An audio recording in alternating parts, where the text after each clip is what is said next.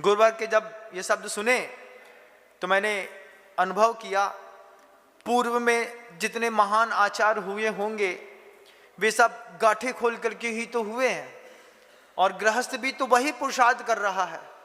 साधना के चरम को नहीं छू पाया तो अपनी शक्ति का प्रदर्शन तो कर ही रहा है। जो मेरे लिए मेरी जान से भी ज्यादा कीमती है वो मैं जिनेंद्र भगवान के चरणों में समर्पित करके अपनी चारित्र की उज्ज्वलता और निर्मलता का परिचय जो बागीदौरा वालों ने दिया है, ये इतिहास का ऐसा स्वर्णिम दस्तावेज है। अगले 100 सालों तक ये दस्तावेज बिल्कुल वैसे ही का वैसे ही बना रहेगा।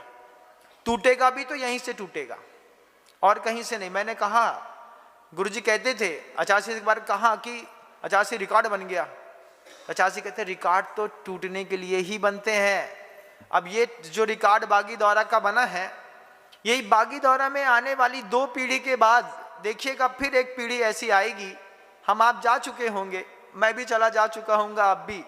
एक नया संत यहाँ पर फिर बैठे होंगे, नई जनरेशन फिर बैठी होगी, और जब हम प्रशस्तियों में वो लिख करके जाएंगे कि हमारे 2, 4, 7, 10 पीढ़ी तक तो प्रशस्तियाँ काम दिखाई दे जाती हैं। वो प्रशस्ति में पढ़ेंगे कि पूर्वजों ने इतने धन को लगा करके इसको किया था, इस तरीके से ऐसी संयोजना बनी थी। 2 पीढ़ी के बाद जब फिर एक कोई नए संत के सानिध्य में यहाँ पर कोई महान आयोजन होगा, उसकी तो आप कल्पना कर नहीं सकते। लेकिन रिकॉर्ड टूटेगा तो बागीदौरा से ही टूटेगा, ये बिल्कुल तय है। खून में सब दे दिया है। जैसे जो बच्चा पैदा होता है वो अपने माता और पिता दोनों की मिला जुला रूप होता है।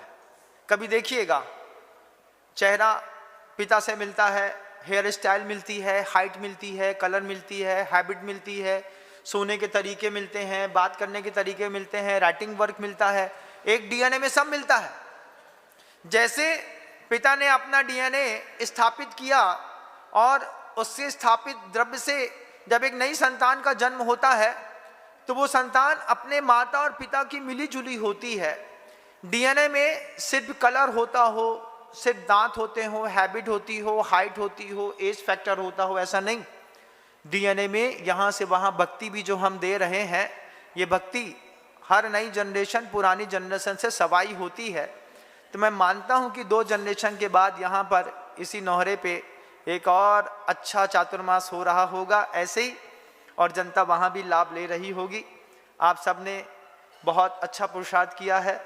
आप सबके पुरुषार्थ को मैं साधुवाद देता हूँ, शब्दों को विराम देता हूँ।